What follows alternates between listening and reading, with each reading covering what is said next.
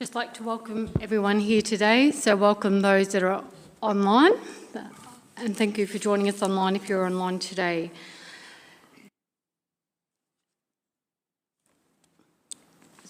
So get everyone to stand for the affirmation.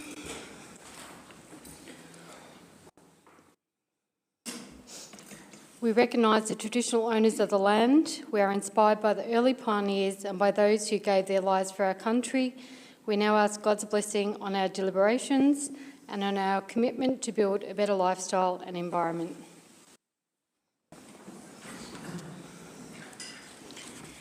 This council meeting is being recorded and live streamed to Council's YouTube channel. The recording will also be made available on Council's website.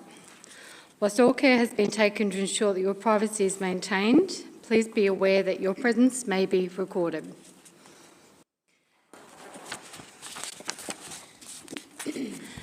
So do we have any apologies and leave of absence?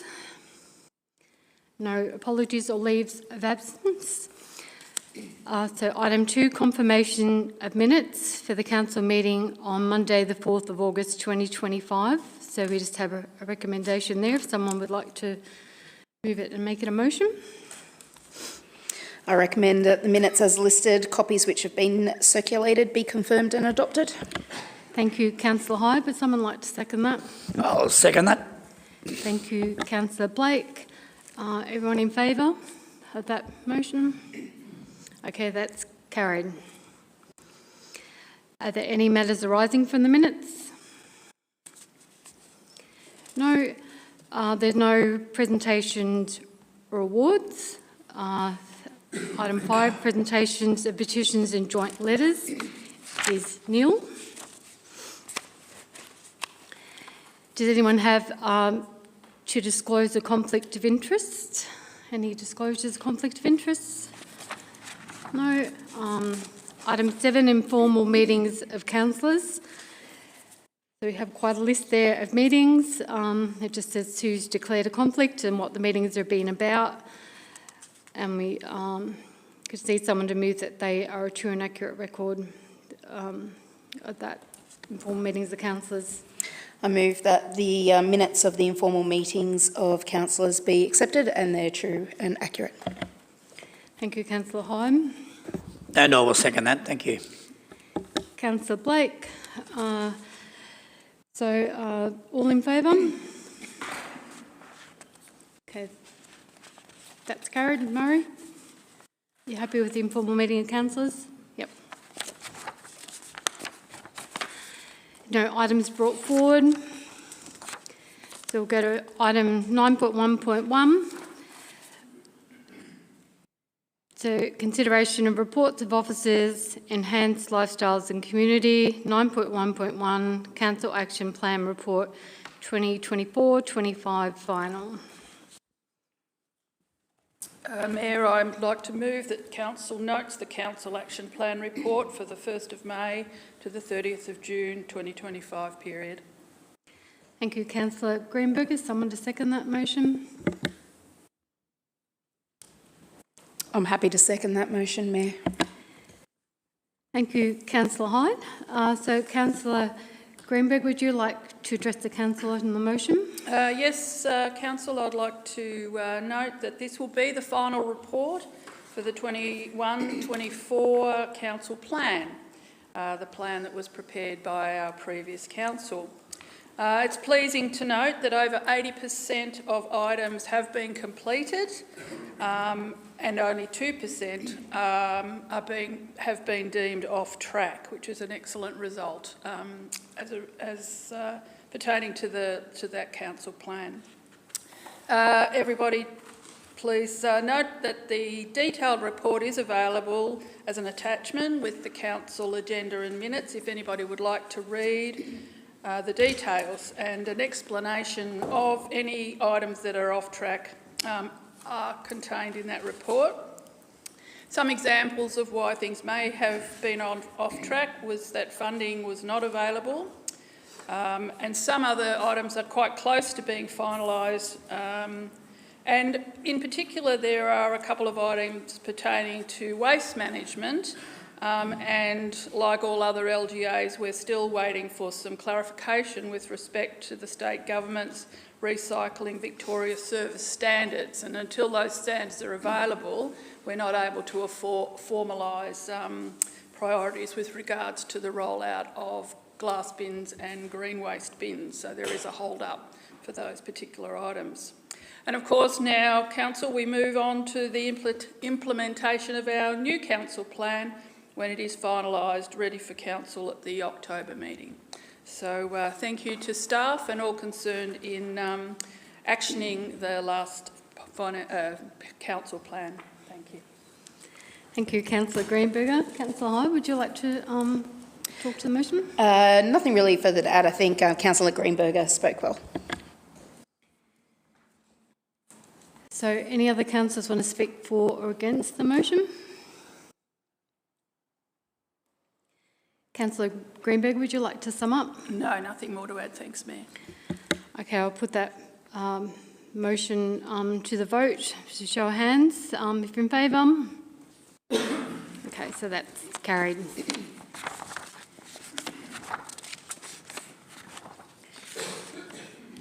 So 9.3, providing sustainable infrastructure.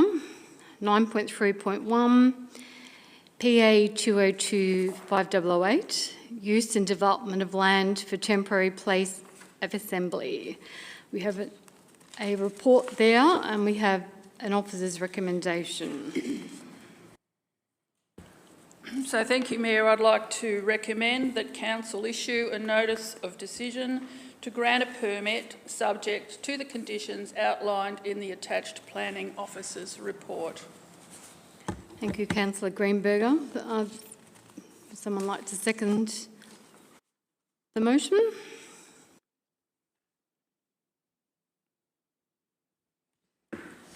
I can second that, Mayor. Thank you, Councillor Hyde. So, Councillor Greenberger, would you like to address the Council on the motion?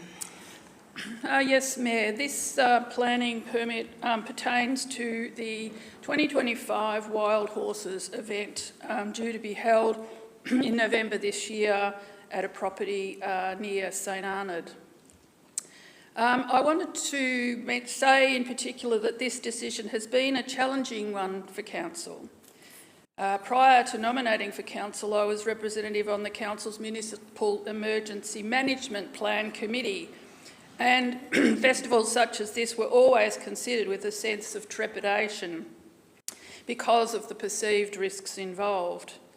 And similarly, having had some of the objectors present to Council in person, people who live near the festival site, heavily impacted by having a multi-day music festival staged in their local area, did have a huge impact on me, as well as the risks to biodiversity in the nearby forest and so on.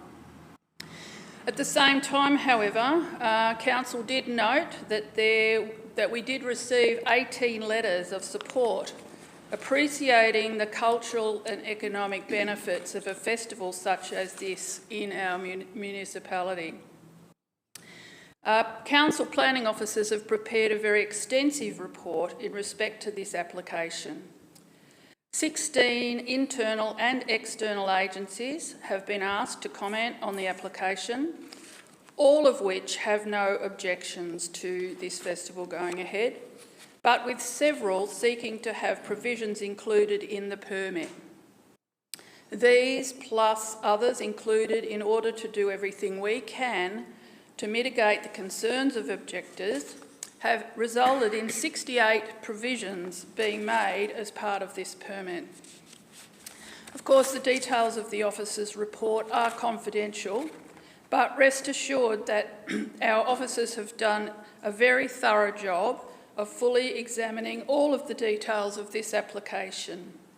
And I do sincerely apologise for the inconvenience to the neighbours and those affected, but when all the provisions of the permit are met, which is our expectation, we sincerely hope that the festival will be as least disruptive as possible, but also provide benefits to those who see the value in this sort of festival in our local area. Thank you, Mayor. Thank you, Councillor Greenberger. Councillor Hyde. I think Councillor Greenberger has covered everything. At the end of the day, all provisions of this permit have been met. So, therefore, according to all the authorities, they are good to go. Okay, now I'll call for any other councillors for or against the motion. So I'll just ask if anyone is against the motion, if they wanted to speak against the motion. Thank you, Madam Mayor. I'll be speaking against the motion, as I have for the last 5 years. The key issues for me being against the motion are it's an unsuitable site, which creates an impact on the environment, particularly the Karakara National Park. It has a noise pollution problem. It has a dust and air pollution problem. It has an impact on the community network. There's a high risk of fire. It has no security of the site, including trespassing onto private property. Lots of antisocial behaviour, which these days I can't understand why the police tolerate that. Previous, and this is a really important one, previous have been planning permitting breaches, impacts on native flora and fauna. I could go on and on and on with the list that I've prepared, but I think one of the main things is it's never been indicated or proven to me the economic benefit to the community from this event. People come in, bring their own stuff, bring their own drinks, bring their own drugs, set up, have their weekend, walk away. Somebody's got to clean up, tidy up and suffer the consequences of the people that are suffering over that weekend. I'm against the motion. Okay, any other councillors like to speak against the motion? Yeah, I couldn't sum it up any better than what Councillor Emerson has. I've looked at the impact that it has on the locals, the immediate locals, and as well as the cost to the emergency services.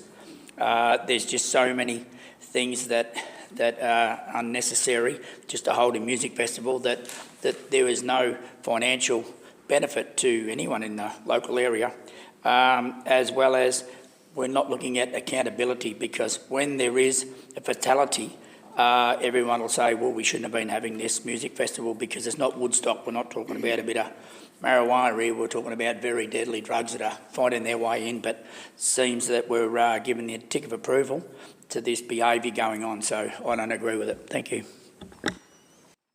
Okay, any other councillor like to speak for or against the motion? Councillor Robes. I'm going to speak for the motion, but it's with reluctance. To me, it raises a big moral, ethical issue of, the people who suffer the trauma of listening to the music when they don't want to and they're made uncomfortable in their own homes. And I think that's a very big, it is an ethical issue of what do people have to put up with for the greater good, which I don't like using that terminology.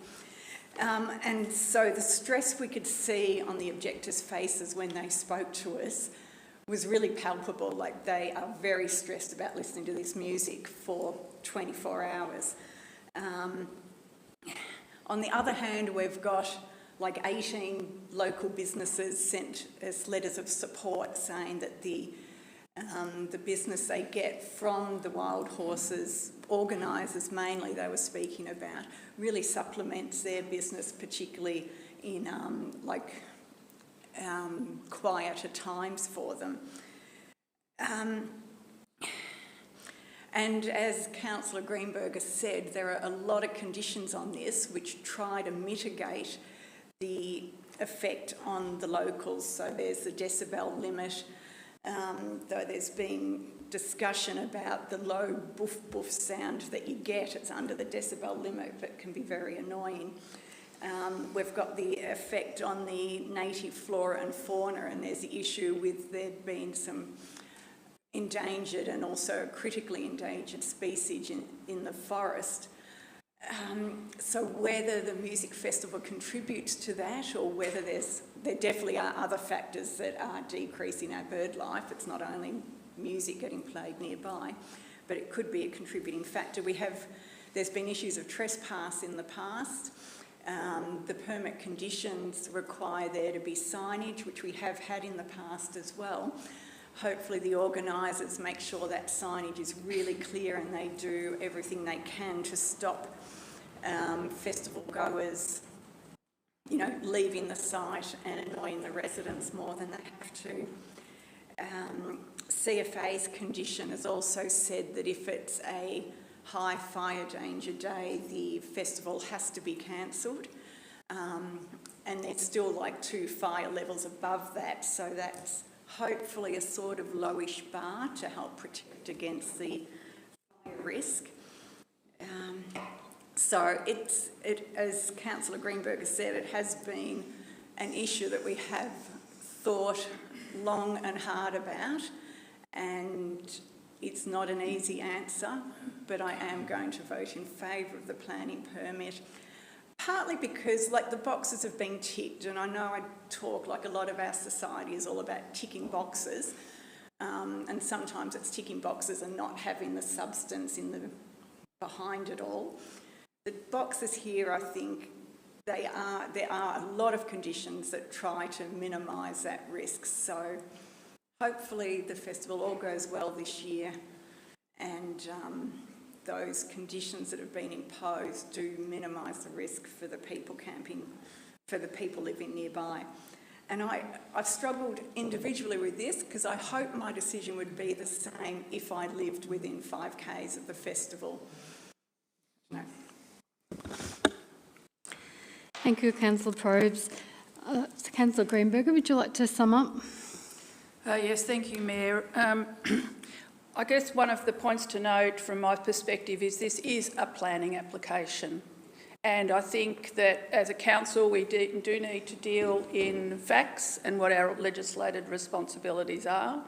As much as I sympathise with people's view about amenity and the moral and ethical questions about what may or may not go on in the festival, this is a planning issue. And given the requirements of what we need to do as a planning authority, I think that on those grounds we do need to support the planning application. But also to note that this festival has been happening, as Ms Councillor Emerson says, for a number of years, and that the objectors, as much as they certainly have my support and my empathy, they are aware of the nature of the festival. One of the conditions, for example, is that the applicant wanted the festival to be going over an additional day, and that has not been allowed within this planning permit. And there have been a number of compensation offers to neighbours for their inconvenience, and I know that doesn't, anywhere go near to making up for the inconvenience caused. However, there is an attempt to mitigate the concerns that they have, and I understand this may well include the opportunity to have accommodation away from the site for that weekend. Not that everyone can take that offer if they have animals and so on to look after. I do realise that. And I guess the other thing too is that, again, we need to deal in factual information, and we need to be looking for evidence, actual evidence if there are concerns about impact on environments and so on. And I guess the other point that I'd like to make is that the list given to us by Councillor Emerson what a lot of these conditions are about. Things like fencing for security, adequate security, the presence of an ambulance on site or some sort of a contract with Ambulance Victoria, sound monitoring on nearby properties and so on. So, we're well aware of what the concerns are, but I think we've done all in our power to address those issues. Thank you, Mayor. All right, thank you, Councillor Greenberger. I will now put the motion to vote. So those in favour? And against? Call for division. That's carried. So call for addition just mean, so I'll have to ask you again for a show of hands. So those in favour, Councillor Greenberger, Councillor Hyde, Councillor Heslop and Councillor Probst. Those against, Councillor Black and Councillor Emerson. Okay, that's carried.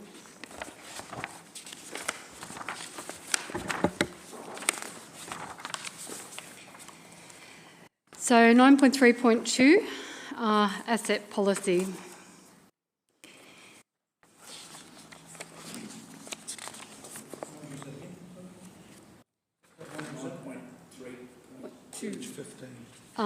Asset policy. So this is there's a report. We have the recommendation that council adopts the asset policy. So there is a report and a recommendation there. If someone would like to move and second that.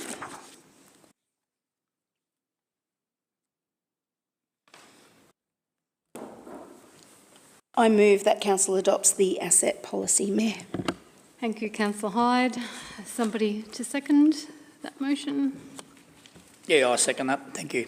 Thank you, Councillor Blake. Councillor Hyde, would you like to address the council on the motion?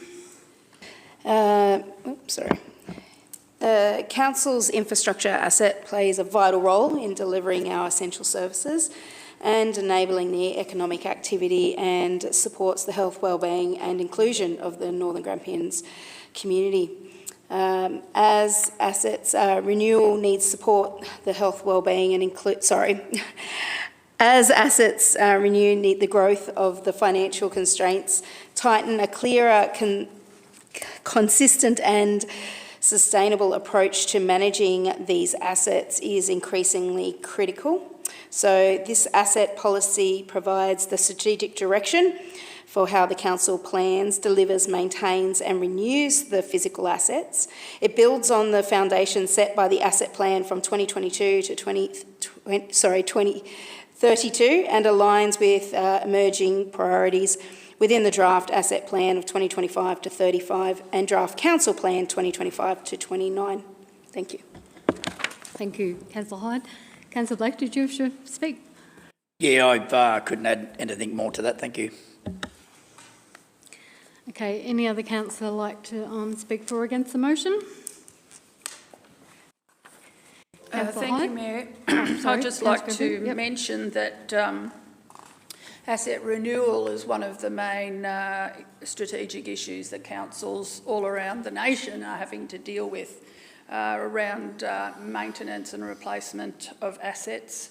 And when we consider assets, we're not only talking about buildings, we're talking about roads, bridges, footpaths. And the only way that we can ever hope to maintain our assets is to have a clear and considered policy. As a council member, I've been extremely impressed by the strategic approach that our management staff take to this very important issue for our community.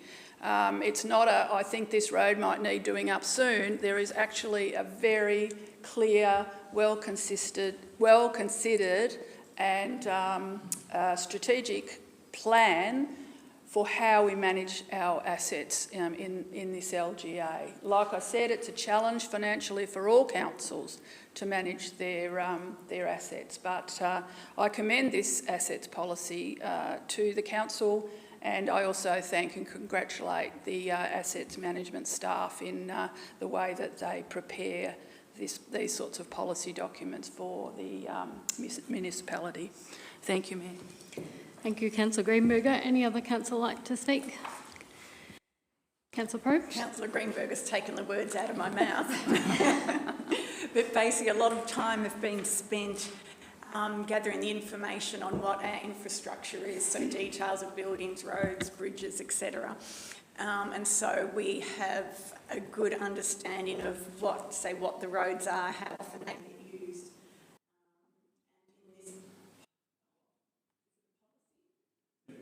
In this policy it talks about where our resources, limited resources are going to be spent, so which roads. I love technology. Have you heard me say that before? So which roads are going to get money spent on them, which roads won't, and it's to do with the usage and things like that. So the decisions that we make on where the resources are used are going to be based on the information we've got, and not just thinking, oh, this road might need a little bit of a fix-up now. So. Thank you, Councillor Probes. Any other councillor wish to speak? Yeah, thank you. I think there's one, I'm going to speak for the motion, but I think there's one important point. It's good policy that outlines all of our requirements for our assets, but it doesn't talk much about the opportunities for financing what our asset policy requires us to do. And in the near future, because of our economical viability, we'll have to be seriously looking at a bit more money off the government somehow, both federal and state, maybe changing our rate system and a few other ways that we can improve our income to satisfy our asset policy. Okay, Councillor Hollett, did you wish to sum up? No, nothing further to add. Thank you, Mayor. Okay, so I'll put the motion to the vote. Those in favour? Okay, that's carried.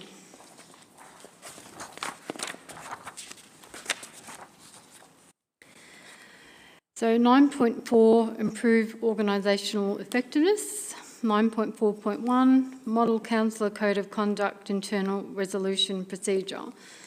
So we have a recommendation there by officer and we have a report. This is someone to move the recommendation so it becomes a motion.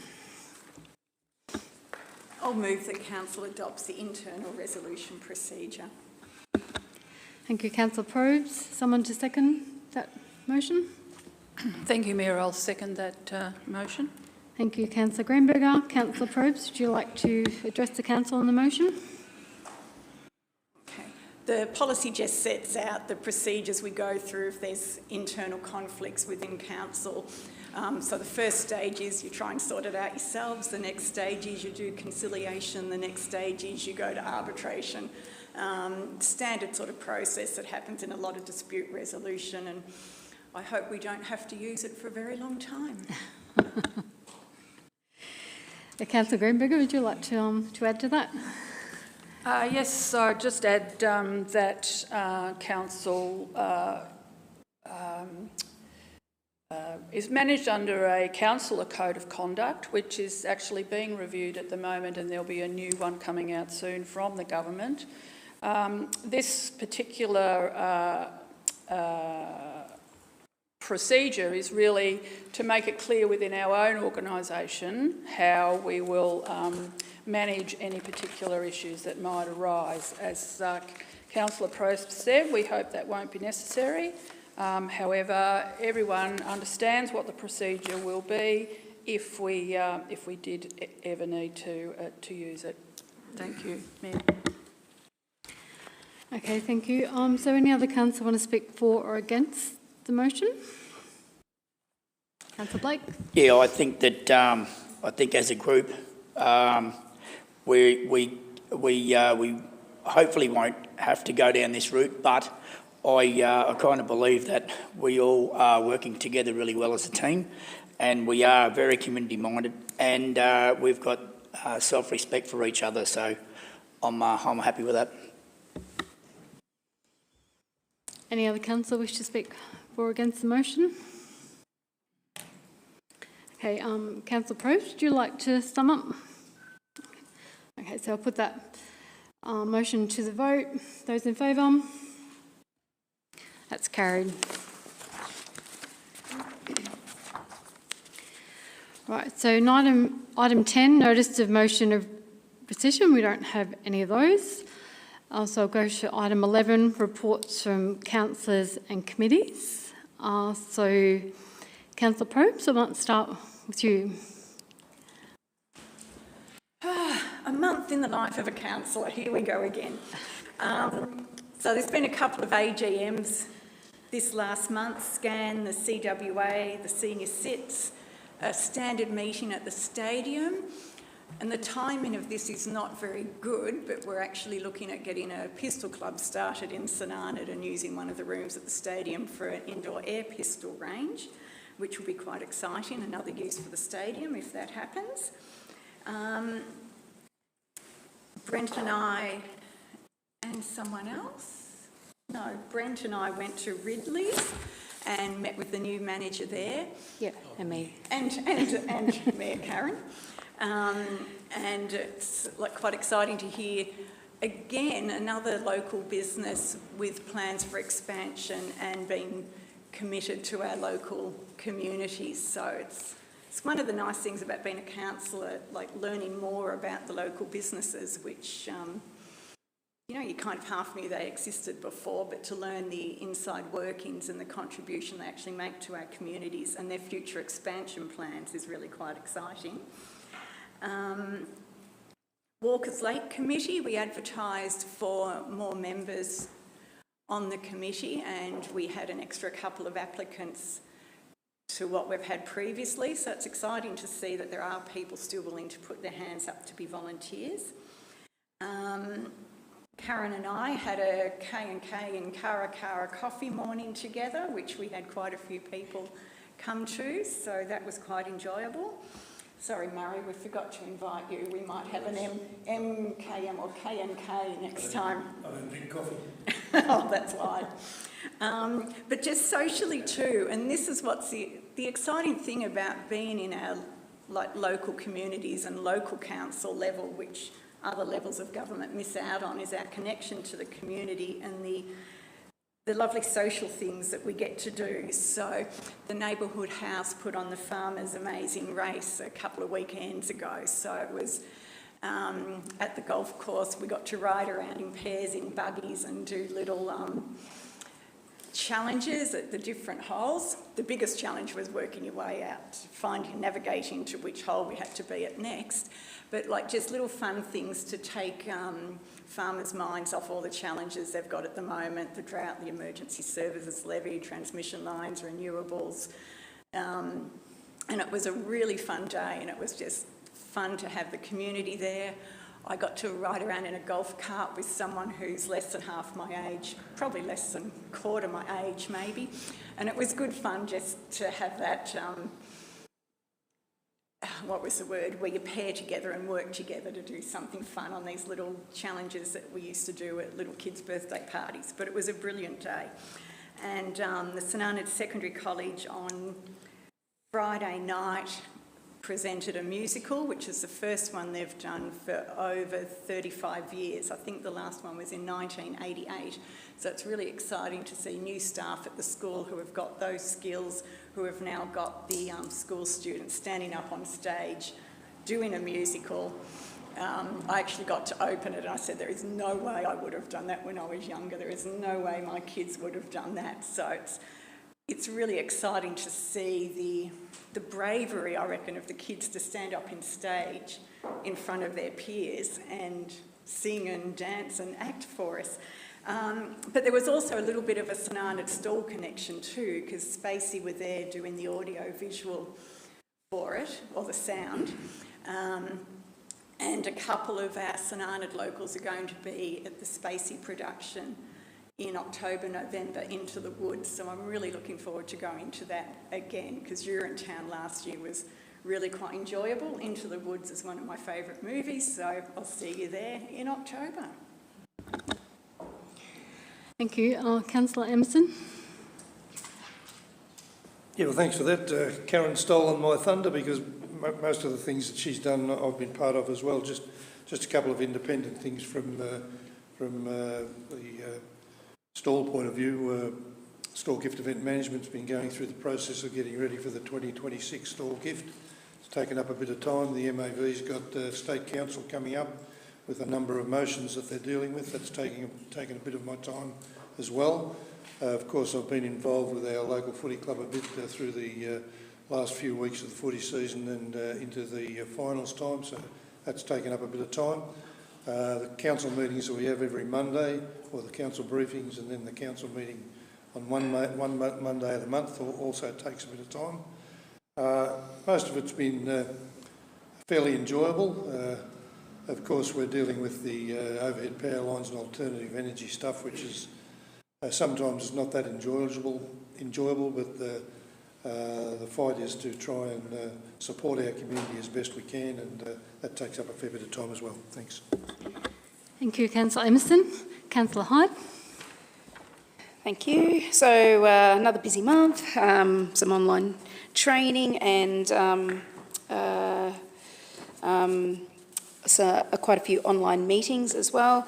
We've also, I've been working on some concerns for a few local residents out in Halls Gap, some resolved, some are still ongoing, but working with them. I have attended a few committee meetings for various groups, including the Lake Fines Recreational Reserve meeting. The Great Western one was postponed, so I will look forward to seeing them this month. We're in September the 1st, sorry. Attended some various transmission lines and renewable energy meetings, monthly online forum held by our CEO, among some others. And I also, with our lead recovery officer and our own director here, Justine Kingham, met with the Minister of Emergency Services, Vicky Ward, and our state member for Western Victoria, Jacinta Amakora, in regards to a follow-up from the, a bit of a debrief, I guess, from the fire recovery of where we're at, where we've been, where we're at, and moving forward. It was a really good meeting with other stakeholders also present, where we discussed things that were done well, things that weren't done well that we can do better, as far as communications and actions between local government, the community, and of course other agencies and stakeholders. I think that I actually felt really good after walking away from that meeting with everybody, and I feel like everybody was in the same situation, that it was such a positive step forward in being prepared for the future whilst acknowledging some areas of faults and improvements, and also areas where we are still working on a greater outcome for our businesses out in Halls Gap, for that recovery funding, that we are still working behind the scenes, that hasn't been completely forgotten or ended, that it is an ongoing process. So we addressed some issues and concerns in regards to that funding that was delayed in coming, and the amount that was also not what we were expecting, among other issues. So that was all addressed as well. I'd like to do a bit of a shout out to the Glow Festival has come to an end. That ran for 8 weeks by the team of volunteers out there, and in the end there were over 400 individual events and activities that took place over those 8 weeks. So that's just an amazing demonstration of the community out there, whether it be the businesses or the locals getting together to show that we can bounce back from the disaster that occurred in December and January, and that is also with the great support of Northern Grampians Shire in that space. Also, I would like to say, how beautiful was it to see all our small humans dress up for Book Week? It was just a delight across our whole shire to see all these young ones in their school parades and all sorts of activities, and of course the libraries that they put on, all the functions that they did. It was just beautiful, and I just wanted to say well done to everybody who had some involvement with any of your children or anyone's children in Book Week, because it is such an important thing. And that leads me to our libraries, our 2 libraries that we have within Stawell and St Arnaud. They're both amazing facilities. The people who work there are so lovely. I've hung out in both of them. And honestly, if you haven't visited a library recently, go and see them. They can do home delivery service if you can't get there. But they've got so many more things than just books in libraries. There's events, there's trivia nights, there's all sorts of live reading, story time.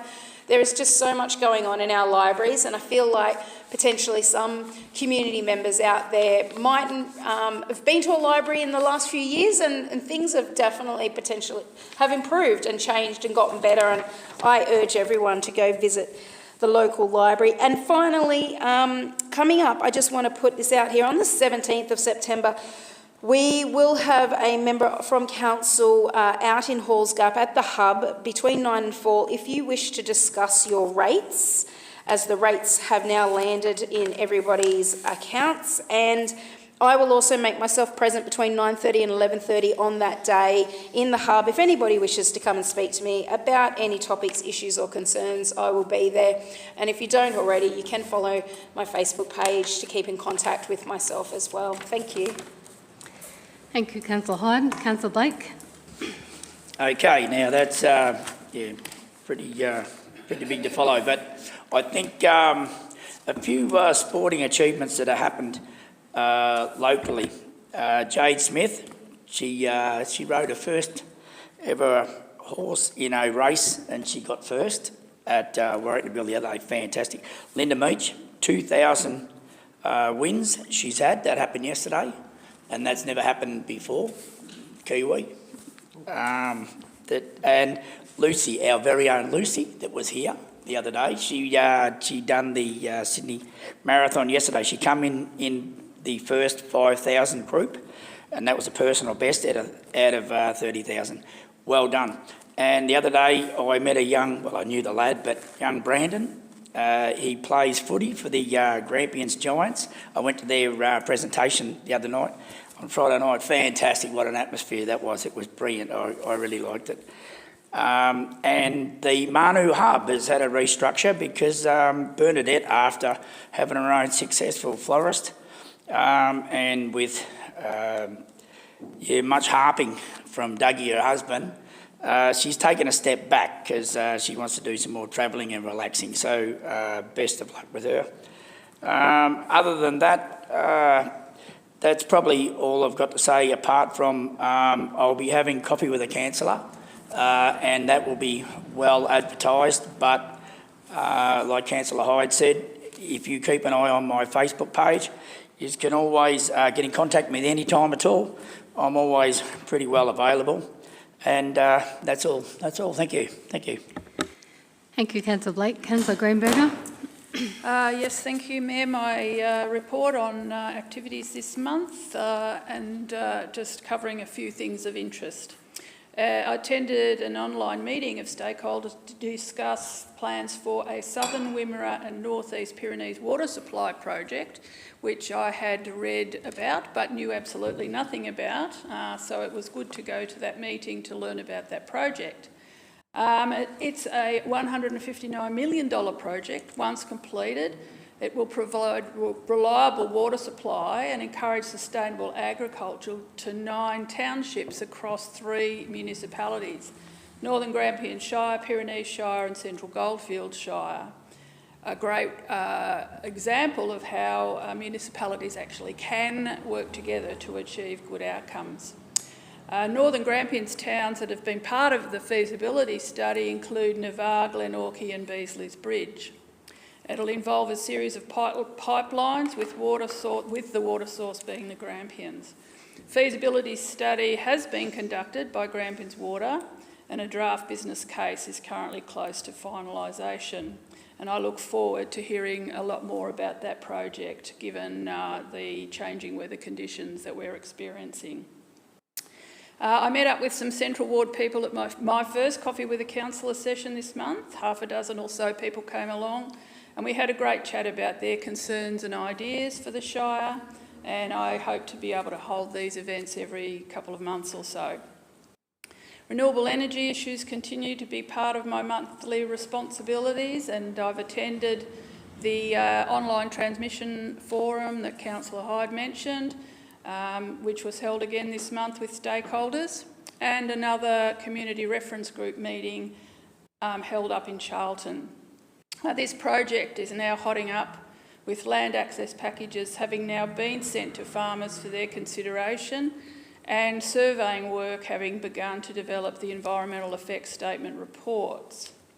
In addition to the transmission project VNI West, the second draft of the Victorian Transmission Plan has now been released, with an online webinar provided to explain the changes in this second edition.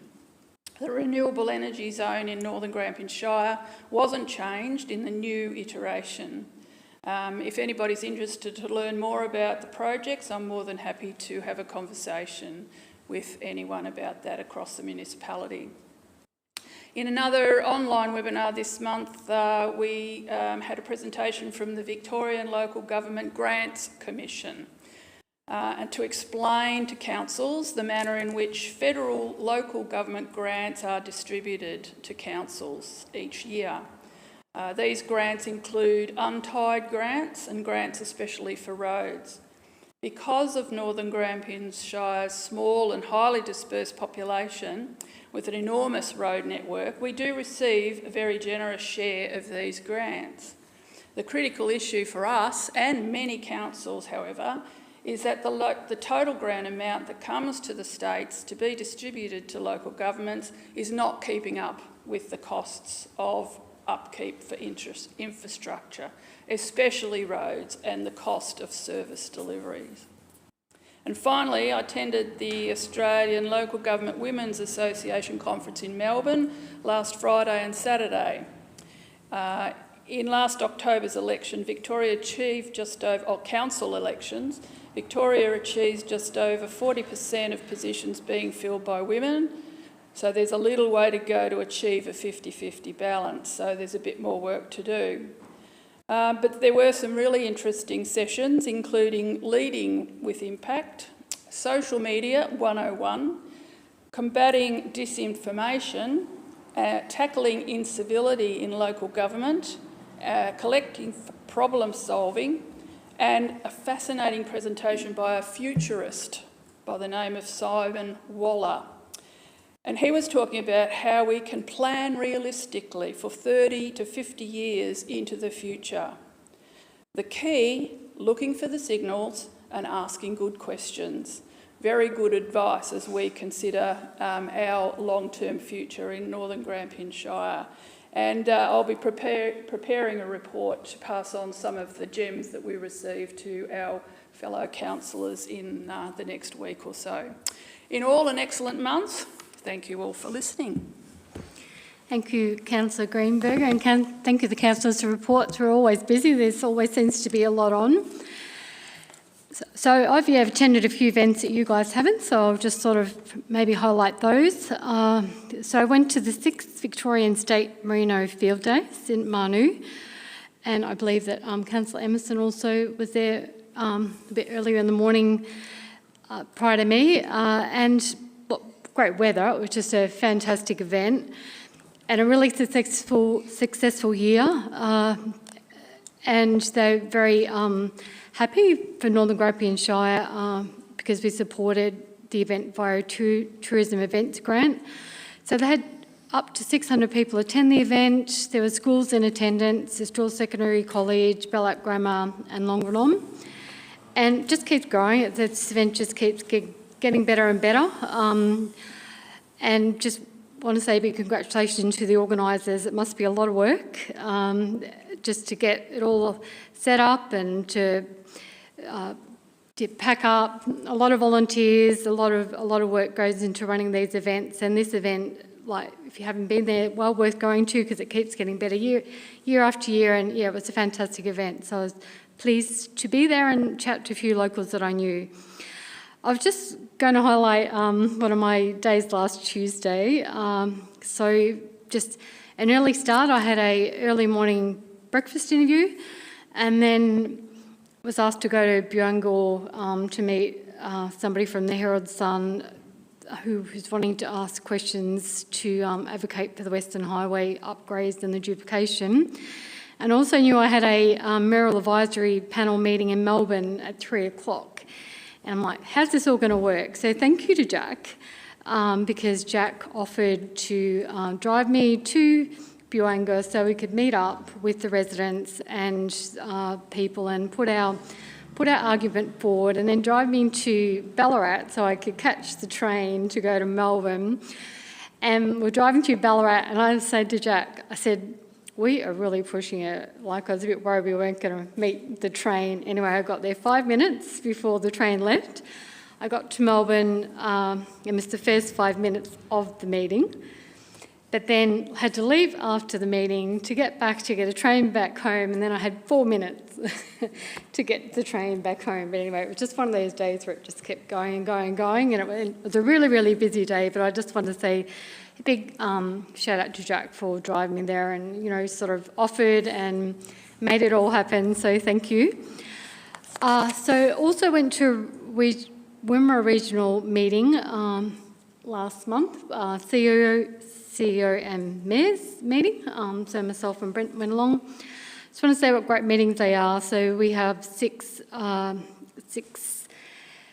councils: Horsham, Yarra, Ambiac, West Wimmera, Bullock, Highmarsh and us. And we meet together and we discuss what's happening in our shires and it's sort of working towards what we may be able to advocate together for. And just, I suppose it's about us and making sure that we're supporting each other in that area and trying to get the best for our collective. And it's a great meeting. There's some really good CEOs, really great mayors. We all get along really well and I really do enjoy those meetings.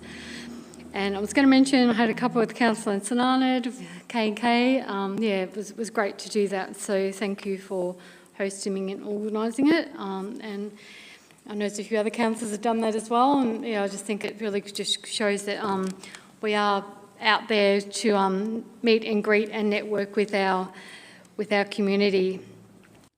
So I also went to a Raise Your Voice meeting last week, and these just a group of people have got together and they're doing a little bit of promotion at the moment. There's flyers out. So they're wanting people to use Snap, Send and Solve, which you can download that app on your phone, but to report issues that may affect people with a disability. So if you're walking out there in the community and you see that there may be a high step in some concrete or visibility problems or just anything that you may think may affect other people, they're just asking people if they'll report the issues on Snap, Send and Solve, and then they go to Northern Grampians Shire and then we deal with them. But I thought, what a great way for helping the community and getting behind the community with to try to help people with a disability. So it was a lovely meeting, and I really did enjoy going to the meeting and just having a chat to them, and I'll touch base with them somewhere down the track. And I just wanted to just reiterate what Councillor Hyde said just about the drought funding and Grampians, and just how sometimes some of these things go round and round and round, and we sort of advocate and just we keep pushing behind the scenes, even though people mightn't realise that we do. We do that quite often. And one thing that we sort of have been pushing a little bit behind the scenes again is the Emergency Service Volunteer Fund levy. So on the 26th of May, we sent a letter out on behalf of Northern Grampians Shire and in collaboration with 8 other mayors, just requesting to meet the Premier.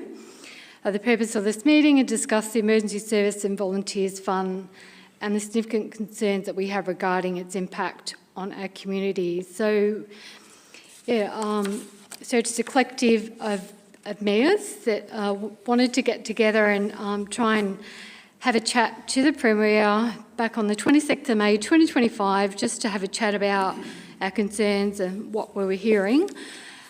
So it took until the July the 4th, where we did get a letter sent back from the Department of Premier and Cabinet, basically saying that the Premier appreciates hearing from all Victorians, and she's asked that the Department of Premier and Cabinet refer your correspondence to the Treasurer, the Honourable Jacqueline Symes MP, for consideration. And we have since last week sent on the 29th of August another follow-up letter, as we haven't heard anything back, but this has been 3 months basically that we've been waiting, and sometimes, frustrating as it is, sometimes things take time, but we do try to advocate and we do try to stand up for our voices and the voices of the community in all things. But this is just another example on top of what Justine was saying, that sometimes these things take time, but we do keep pushing. So that's me, and so we now have a resolution that the report's be received. So if someone would like to move that. I'm happy to move that those reports be received. Thank you, Councillor Hyde. Someone to second that? Yes, Mayor, I'll second those. Thank you, motions, thank you. Councillor Greenberger. Just show of hands, those in favour. Okay, that's carried. There are no urgent business. So we have one public question time, and that's from Ross Hudson. Ross Hudson can't be here, so he's just asked that if I will read out the question on his behalf, and I said I would love to. So his first question is, how and with what notice does Northern Grampians Shire advise Shire residents, and particularly those in Karakura Ward, whenever any update is made to the Northern Grampians Shire website contact? And Vaughan Williams will reply to that.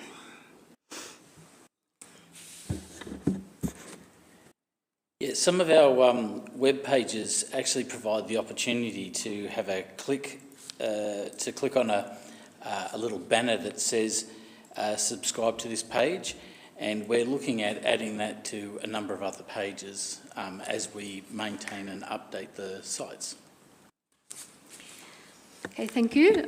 So second question, what methods have been conducted and completed to objectively evaluate and report to the community on the effectiveness and outcomes achieved by the community conversations and Let's Talk Big Weather activities conducted by the Northern Grampians Shire, which were promoted and claimed to be significant undertakings to supposedly address priority community needs? And Justine Kingham, you able to answer that question? Thank you. Thank you, Ross, for your question, which touches on a number of several state government-funded initiatives that we've delivered through our community development team. So both of those programs are local initiatives that support community resilience, foster leadership, collaboration and climate preparedness, etc. So in relation to those two, community conversations evaluation timeline. So October 2024, community conversation sessions were held in St Arnaud and Stawell, engaging 118 participants across both of those towns. These sessions focus on identifying challenges, capacity building needs and opportunities for collaboration amongst community groups. In November 24, the actions list was finalised, summarising the priorities identified during those sessions. These included training in grant writing, leadership, governance, social media and volunteer management. So following that, in November 14th, 24, the Stawell Coalition Community Conversations document was completed, capturing detailed feedback from participants, including needs, proposed actions and responsible parties. It also outlined next steps such as community expo and co-design workshops.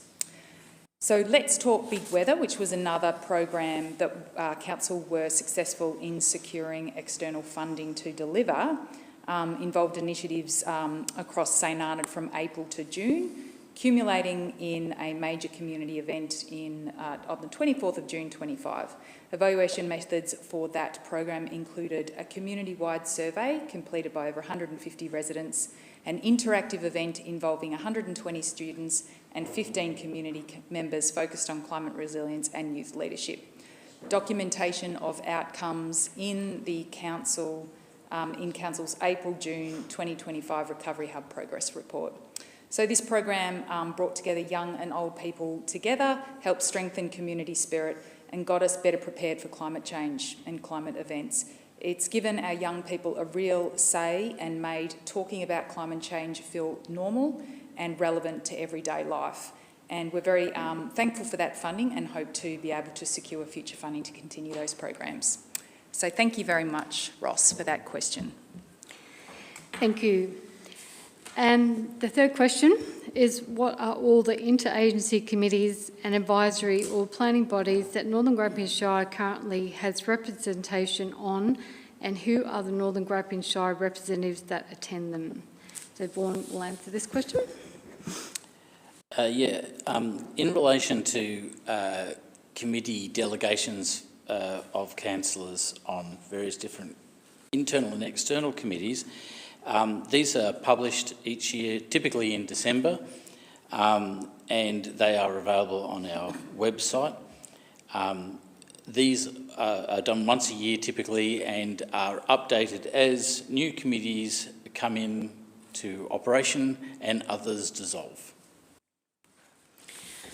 Okay, thank you. So there are no further public questions. So now we're going to item 4, closure of meeting pursuant to section 66(2)A of the Local Government Act 2020. We have 4 items that we just wish to discuss in closed council, and we have a recommendation there that we're going to close council. If someone would like to move that. Madam Mayor, happy to move that we move into closed council to discuss confidential matters. Thank you, Councillor Emerson. Would someone like to second that? I'll second that. Thank you, Councillor Blake. Those in favour? Okay, that's carried. We'll now go into closed council.